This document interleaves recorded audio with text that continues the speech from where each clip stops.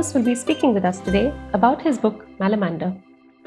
Welcome, Thomas. We're very happy to have you with us today. Hello, it's very good to be here. Thank you so much for inviting me. I'm looking forward to talking with you about my book, Malamander. Thanks so much for being here. Well, would you like me to start by reading an extract from my book? Yes. So I'm going to read the first chapter from Malamander. It's quite short, don't worry, but it will give you a good flavour of what's to come if you haven't read the book already. So here it is. It's called, the book is Malamander, and the first chapter is called Erie-on-Sea. You've probably been to Erie-on-Sea before without ever knowing it. When you came, it would have been summer. There would have been ice cream and deck chairs and a seagull that pinched your chips. You probably poked about in the rock pools with your mum while your dad found that funny shell, remember? And I bet that when you got in the car to drive home, you looked up at the words cheery on the sea, written in light bulb letters over the pier, and got ready to forget all about your day at the seaside. It's that kind of place in the summer. But you should try being here when the first winter storms blow in, when the letters C and H blow off the pier, as they always do in November. When sea mist drifts up the streets like vast ghostly tentacles and saltwater spray rattles the windows of the Grand Nautilus Hotel. Few people visit Erie-on-Sea then. Even the locals keep off the beach when darkness falls and the wind howls around more rocks and the wreck of the battleship Leviathan, where even now some swear they've seen the unctuous Malamander creep. But you probably don't believe in the Malamander. You maybe think there's no way a fish man can be real. And that's fine. Stick to your ice cream and deck chairs. This story probably isn't for you anyway. In fact, do yourself a favour and stop reading now. Close the book up and lock it in an old tin box. Wrap the box in a heavy chain and throw it off the pier. Forget you ever heard of Erie-on-Sea. Go back to your normal life. Grow up, get married, start a family. And when your children can walk, take them for a day at the seaside too, in the summer, of course. Stroll on the beach and find a funny shell of your own. Reach down and pick it up, only it's stuck to something. Stuck to an old tin box. The lock has been torn off and the chain is gone. Can the sea do that? You open the box and find that it's empty. Nothing but barnacles and seaweed and something else. Something like slime? You hear a sound behind you, a sound like footsteps coming closer, like slimy, flippery footsteps coming closer. You turn around. What do you see? Really? Well, maybe this book is for you after all. And that's chapter 1 of Malamander. I hope you enjoyed the sound of that. That was lovely and absolutely builds intrigue to a T. Oh, thank you. So one of the things that really stands out for us in the book, Thomas, while we're reading it, is the fact that you've done the chapter header illustrations. And we know that you've moved from you began your career as an illustrator, as an artist, and then you moved on to writing. And you've talked about the fact that you're more comfortable with line drawings and black and white work now than you are with color. And with the chapter header illustrations, we've noticed that with some of them, like with this chapter of coprolites and cuttlefish, for instance, which is page 68 on my edition. You've got like a little sinister shadow and a tail coming out from the back, but with the others you don't. So was that a conscious choice for you to do that? Yes. So when I started doing these little, as you say, this is the one you were talking to. When I started doing these, I was drawing things to try and capture the sense of the chapter and try and create an eerie atmosphere. But sometimes the things I drew didn't seem very eerie. So I was tempted to draw in these little extra details to try and make it sound spooky. But actually, I've stopped doing it a bit now. With the later books, I don't do it so much because I think the stories are spooky enough. But in the early stories, I was a bit worried that the pictures they just needed a little extra something. So that's why. Yeah, that's all it is. But it was fun to do that. It was fun to think, what could I do? What could I add in? So. Yeah, it was really intriguing. I was wondering, what is that? Who is that? What is that presence? So it just added on to that element of intrigue. Yes, that's it, really. Yes. Because I believe as an illustrator that you're supposed to evoke an atmosphere in the story when you draw the pictures and not just draw everything that's in the text. I think that's important. So. Oh, absolutely. Yeah, that's something interesting to think about for any of our friends in the audience who'd like to make books themselves. So in terms of characters, the book is filled with interesting characters. The setting itself is such an evocative setting. I really particularly personally liked Irwin, the cat from the Erie Book Dispensary. And I really liked Lady Kraken for all her bits of dialogue. I particularly liked her dialogue with Herbie where she asks him, "Have you cloth for brains, boy?" And also Irwin's mystique is really appealing as well. So were both of these characters based on people you've met, on cats you've had? Well, actually, Lady Kraken is based on my landlady, who I lived with when I was a student. So when I was an art student, I lived in a shared house in England, in Cambridge, and the whole house was owned by this old lady, and she lived in the basement, not the attic. And she would sit near the bottom of the stairs in this house, and whenever anybody came in, she'd hear they were there and she'd call people, and then she would give us strange jobs to do or tell us off or have weird conversations. And it was always a bit strange and eccentric. And I've always remembered that. And so she has become Lady Kraken. So she is actually a real person. And sadly, she died some years ago. But yeah, she's based on a real person. And as for Irwin, actually, because I live by the sea, I go beach combing. I search the beach all the time for inspiration. While I was writing Malamander, I found this pebble I'm going to hold up there. And I don't know whether you can see, whether you can see what I saw when I picked this pebble up. This pebble has a white mark in it that is the shape of, I hope you can see, a white cat. So that's where Irwin comes from. He comes from this pebble. I had no plan for a cat in my story at all until that walk when I found this. And then I thought, I know, I'm going to put a cat in my story.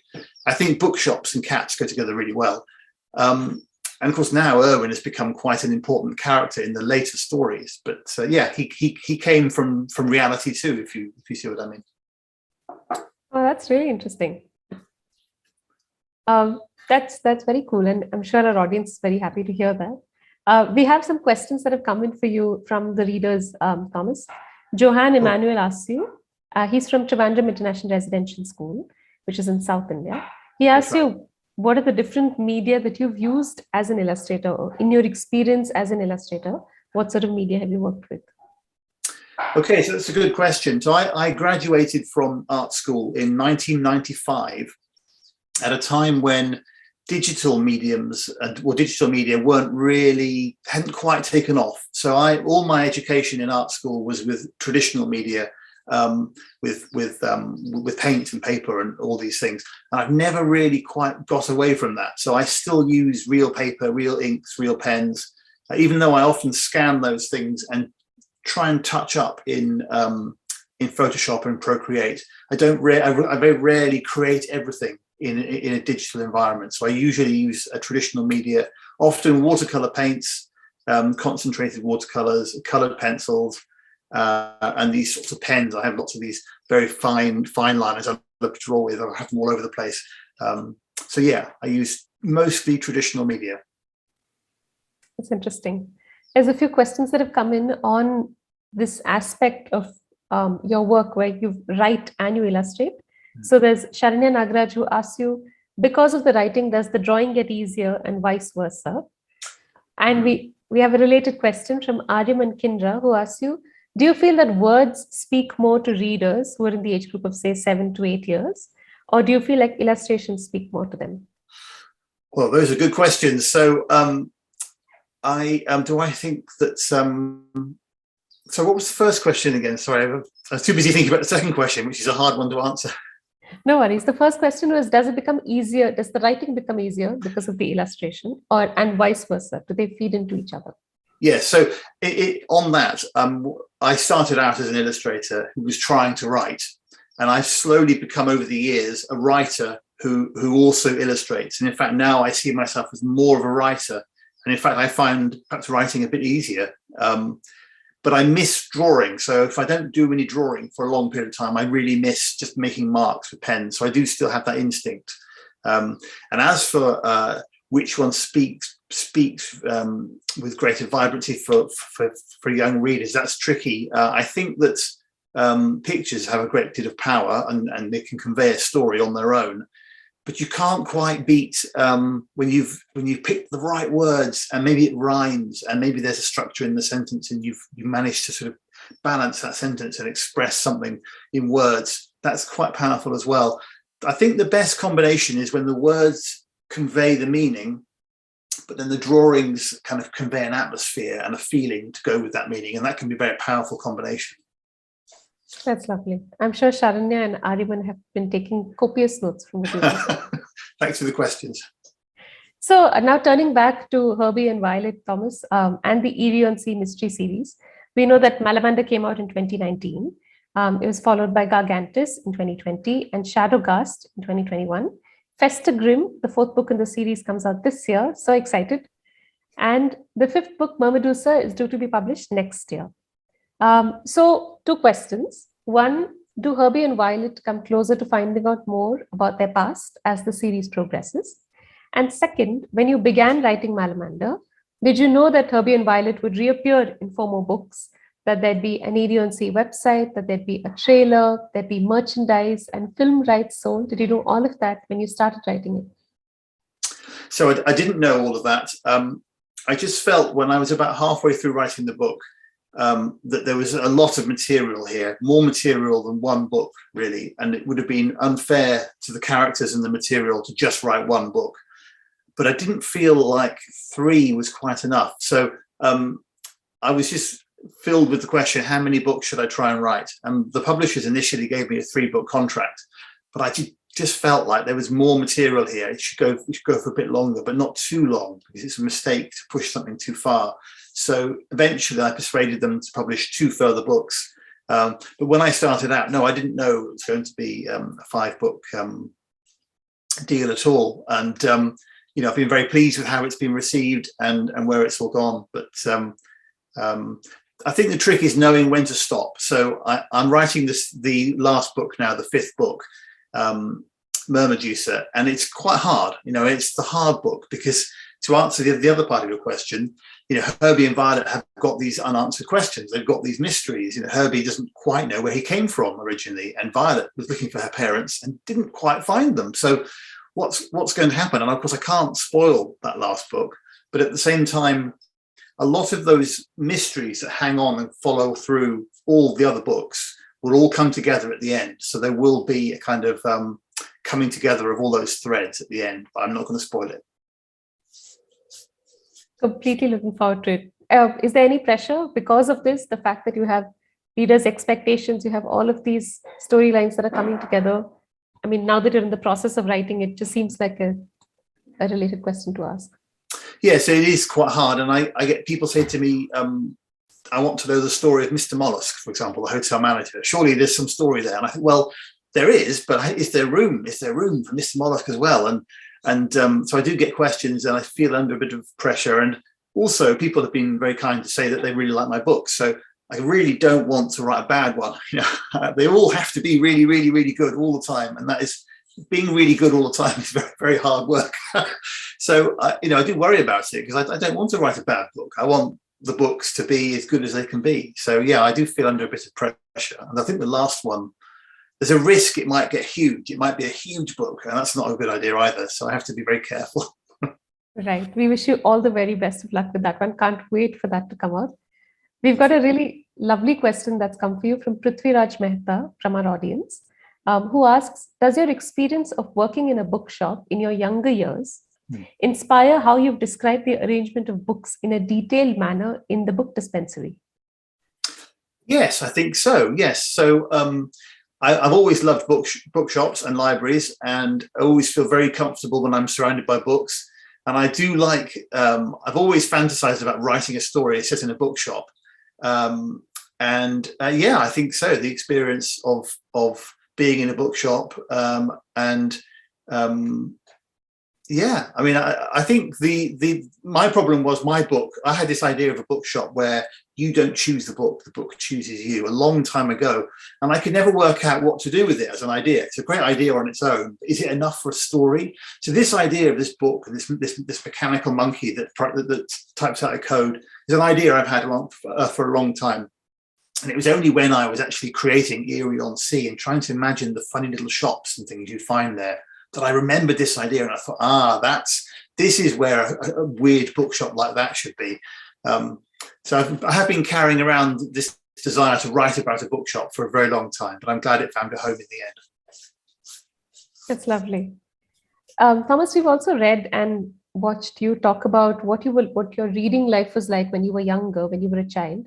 And you've talked about the fact that you struggled with reading. You would be drawn to the white spaces in between the letters, that you would stammer if you were called to read aloud, but that your grandmother was a librarian, your mother was an avid reader, your house was filled with books.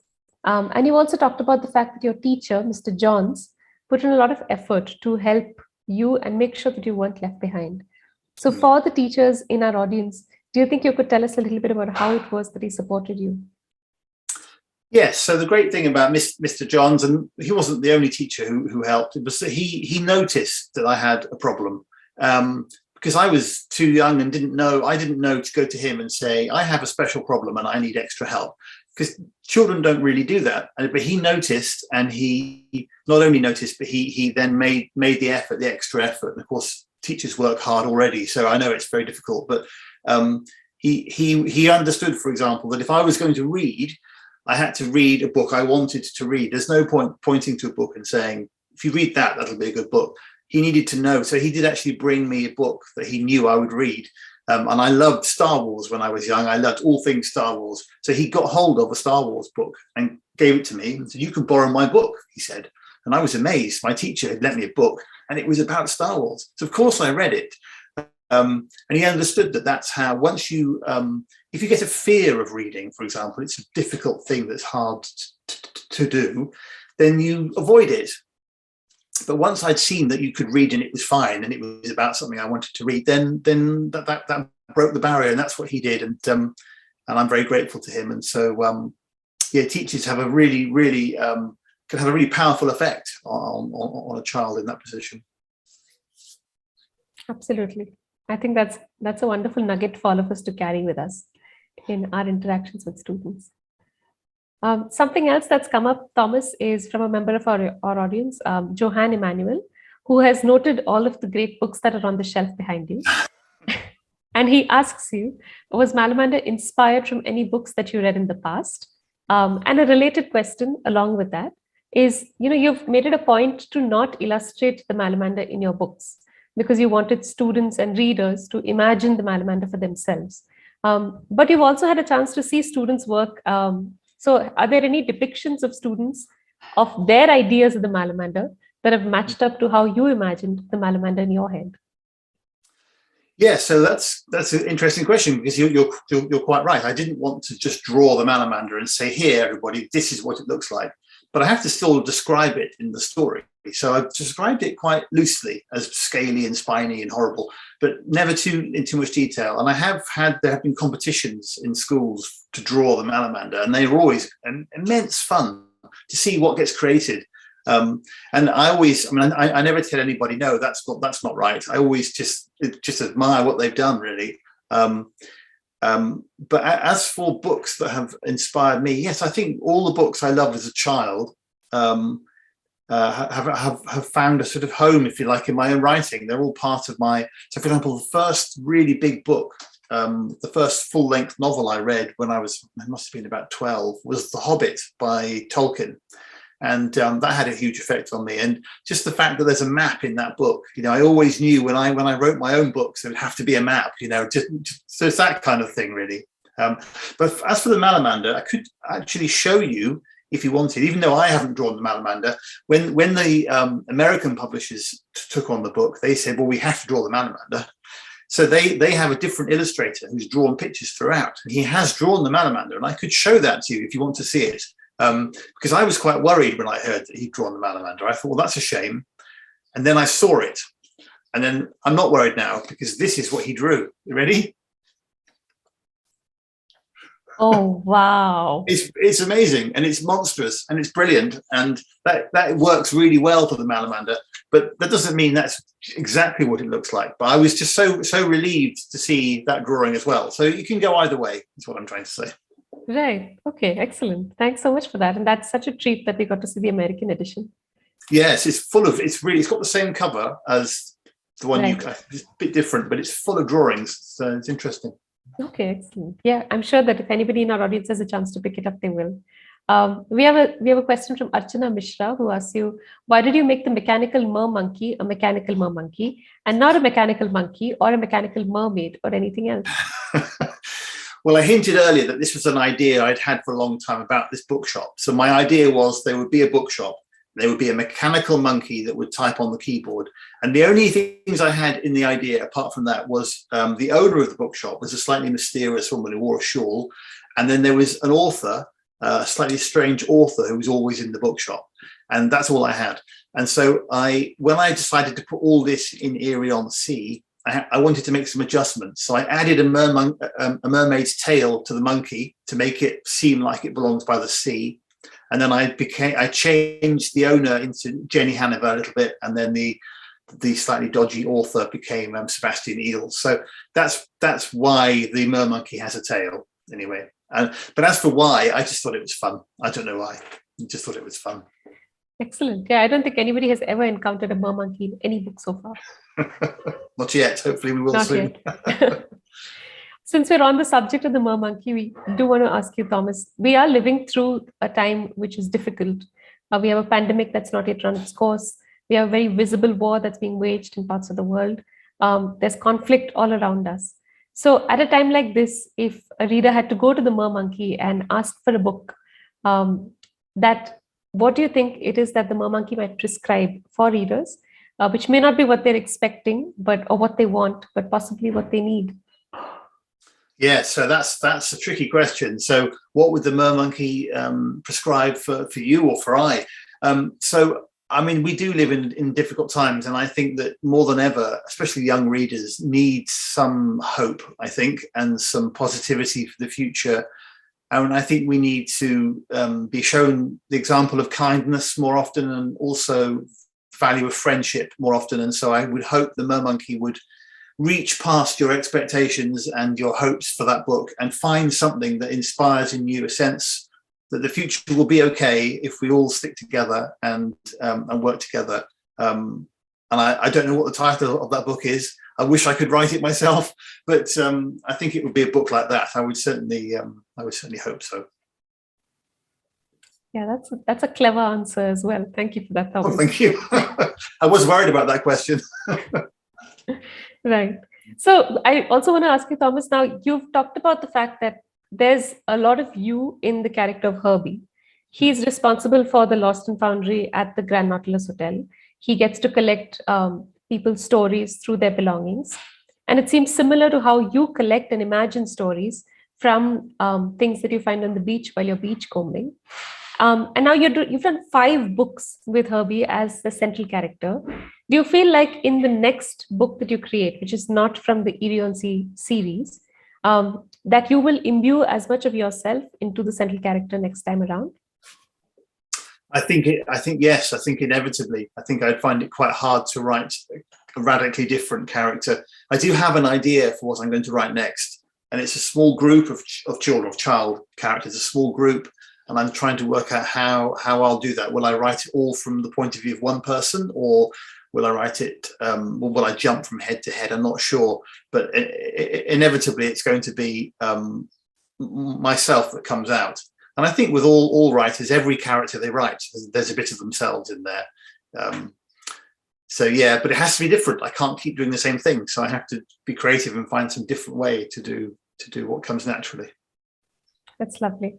I think we're almost at the end of the event. So we'll just take one last question from Chandrakant Ramaswamy, member of our audience, which is linked to what you were saying about writing in characters and creating characters.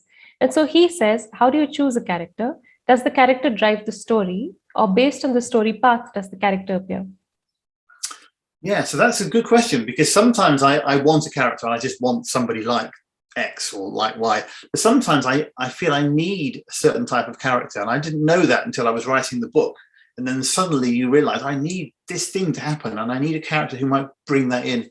But occasionally a character will just arise, like this Pebble, for example, and Erwin.